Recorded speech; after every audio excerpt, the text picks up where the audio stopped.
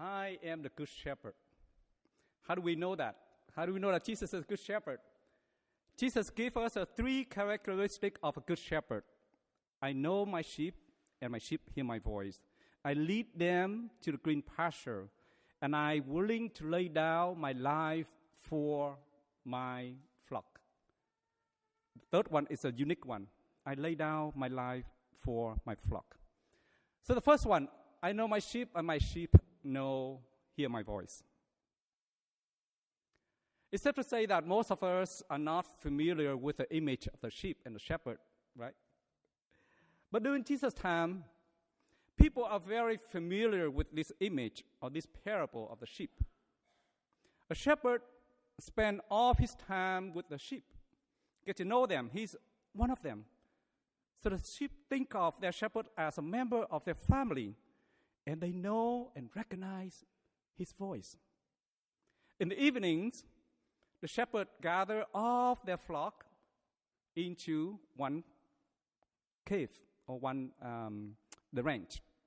But since there's so many shepherds and so many sheep, oftentimes many shepherds share their sheep within one ranch or one sheepfold. And they will block the gate to protect their flock.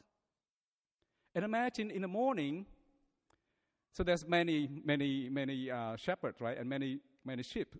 So how do each sheep recognize the shepherd? And they recognize by his voice. So the shepherd call each one of them by name.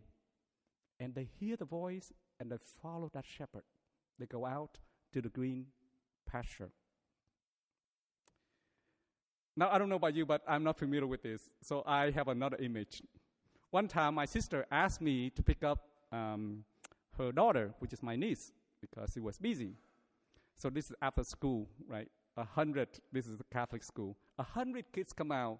So I see 100 maybe parents, mom and dads, to come pick them up. If you can imagine 100 kids come out at once, how do I know which one, is my niece, right? And mom and dad, they somehow, probably because they already got the system down, they can detect that is my kid. And they scream, Nancy, Tom, David. When they scream their names, the kids automatically pick up that voice and follow the mom or dad. It took me a while, but eventually my niece was shocked. Oh my God. She expecting to have her mom. And she recognized me, hopefully.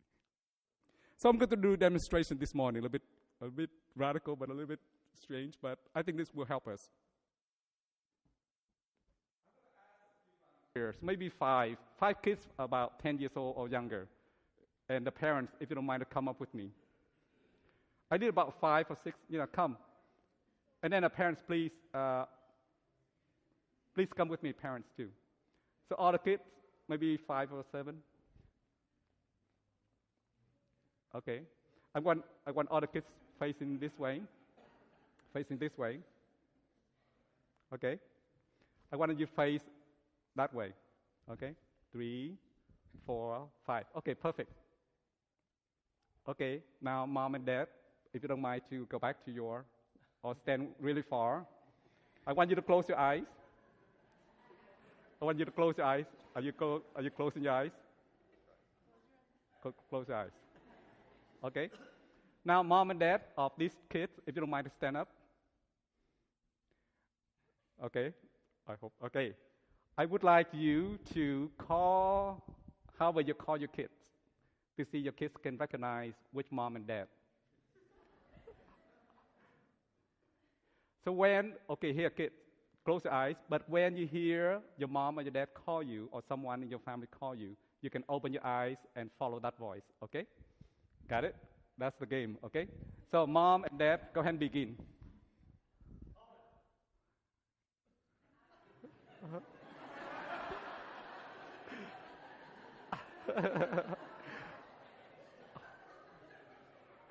Okay.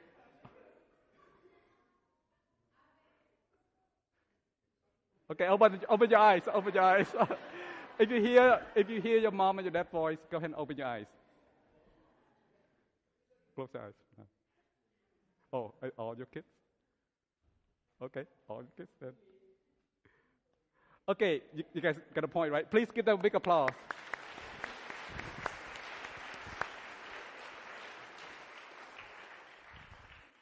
I think you get a message, right? The point is, Jesus said, I am the shepherd. I know them, and they can hear my voice. Why? Because, like these parents, they know each of them.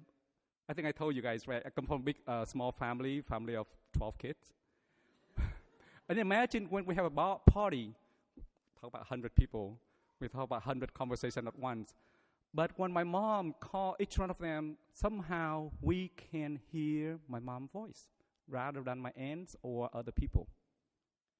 That's what Jesus tried to say. So here's a question first. So what is the voice of the Good Shepherd in 2018 try to tell us? What is the voice of the Good Shepherd in 2018 try to tell us? What is God saying to you and to me today? Now, I don't know about you, but today happens to be the Earth Day. So within the context of the reading today and also the Earth Day, this is my interpretation, I believe that God is saying to you and me two messages. One, care for my creation.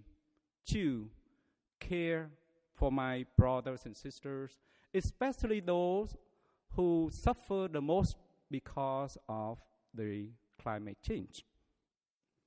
So the care for my creation. As you know that there's many voices, right? So the voice of the shepherd and the voice of not the shepherd. In other words, the voice of God and the voice of not God. Now, some of us might not believe that there's a such thing as climate change.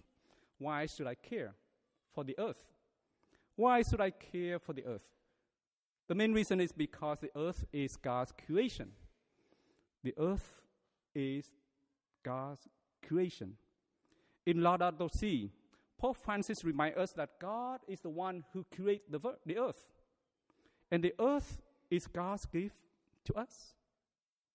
When God created the earth, God told humankind to till and keep the earth. Now, many people misinterpret the book of the Genesis. And they said, well, God created the universe and God told humankind to have a dominion on the earth.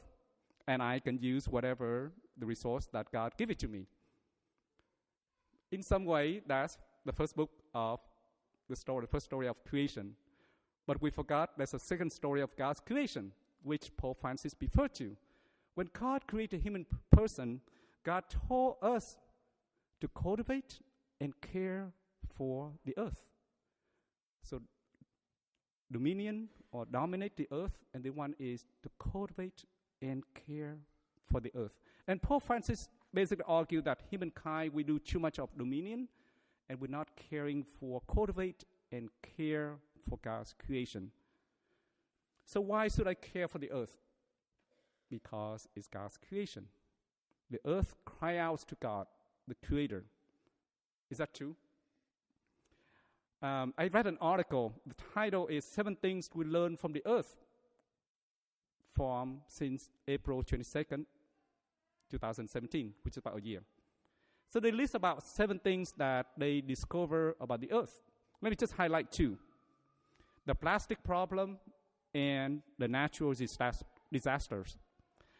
The plastic problem, you probably heard the story, right? Recently they discovered there's a sperm whale wash up on the beach in southern Spain. And scientists, they want to find out why this whale got killed. So they do some investigation. And they found out that the whale swallowed 60 pounds of plastic trash, fish netting, and garbage bags in its stomach. So the whale got killed because of the plastic bags, fish netting, and garbage bags. So in 2015, there was studies show that between 4.8 to and 12.7 million metric tons of plastic make it into the ocean. And by 2050, if the pattern we're still going, by 2050, there will be more plastic than fish in the ocean by weight. So that's one, the plastic problem. So the second one is a natural disaster, 2017. And you know that the story, right? In this past year, the Hurricane Marina ripped through the Caribbean, knocking down 80% of electricity infrastructure and creating the largest blackout in the U.S. history for Puerto Rico, 3.3 million residents. Hurricane Harvey in Texas is considered as the largest amount of rainfall ever recorded for a single storm. Well, you might say, well, it's in Puerto Rico and in Texas, not in California. Well, you remember Thomas Fire? It's considered the largest fire ever be recorded in California. And all these natural disasters across in 2017 cost U.S. at least $306 billion in damage in the U.S. So that's the first message. God wants to tell us that please take care of my creation. Care for my creation. The second message, care for my brothers and sisters, especially those who have suffered the most due to the climate change. The good shepherd leads his flock to green pasture and clean water. And if there's a wolf or other danger, the good shepherd would lay down his life to protect his flock. And Jesus has laid down for his flock so that we can have life. In the second reading today, St. John wrote, and I quote, "Beloved, see what the love the Father has bestowed on us, that we may be called the children of God. Yet, so we are. We are the children of God. And that's a strong declaration of our identity and faith." So what makes St. John come to that conclusion or that statement? How did he come up with that statement? Because of one person, Jesus Christ. Yet, yes, because of Jesus Christ's death and resurrection, that we all become children of God. Whether you're black or white, whether you are Muslim or Catholic, whether you're rich or poor, whether you are Republican or Democrat, whether you're Chinese or American, we're all sons and daughters of God. And if we are all one family, there's a great implication. If we are one family, there's a great implication that we should care for one another. We should care for one another. We should care for our brothers and sisters, especially those who suffer the most due to the climate change. In Laudato Si, Pope Francis argues that the climate change affects everyone. But the poor suffers the most. The climate change affects everyone, but the poor suffer the most. Why?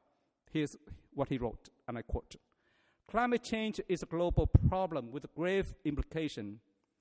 The worst impact will probably be felt by developed countries in coming decades. Many of the poor live in areas particularly affected by phenomena related to warming, and their means of subsistence are largely depend on natural reserves and ecosystematic services such as agriculture, fishing, and forestry. There's no other financial activities or resources which they can enable them to adapt to climate change." And he pointed out, especially with the water, the serious problem is the quality of the water available to the poor. Is that true, what Pope Francis said? Let me share with you one story. A few years ago, I took a group of students to Philippines, and we went to this province named Nueva Ecija province to help building houses and learn how to plant rice. Yes, imagine Father Mon and 12 students learning how to plant rice in the field. And we also learned that it takes about 6 months in order for us to harvest the rice that we plant. We have to cultivate, and we have to make sure that it's grow and it's produce rice. So after, we finished our immersion, we came back to the U.S. 6 months later, we received an email from some of our homes that we stay. And they told us that everything that we planned is not just us, meaning 12 students and I, but the whole village. They rely on, they planned, they work really hard, and their whole livelihood depend on this, totally gone because of the storm. And they never expect, the huge hurricane in November and December in Philippines. That's not normally happen. But that particular year, it happens. So what can we do? Each year, the Earth Day Network focuses on one issue, one aspect of climate change, and how can we help. So this year, the Earth Day Network, they recommend focus on the plastic pollution. And they say that many of us use or encounter plastic every single day, even if we don't realize it. And the single-use plastic such as bags, bottles, plates, utensils, straws, and there's many also plastic in our electronics, cars, clothes, and paint. So concretely, what can we do? So I invite you, perhaps today, try to hear the voice of God. God, what do you want me and our community to do? So for me, I strive to use reusable bottled water. Perhaps this is one concrete way we can care for God's creation, care for our brothers and sisters, especially those who suffer the most because of climate change.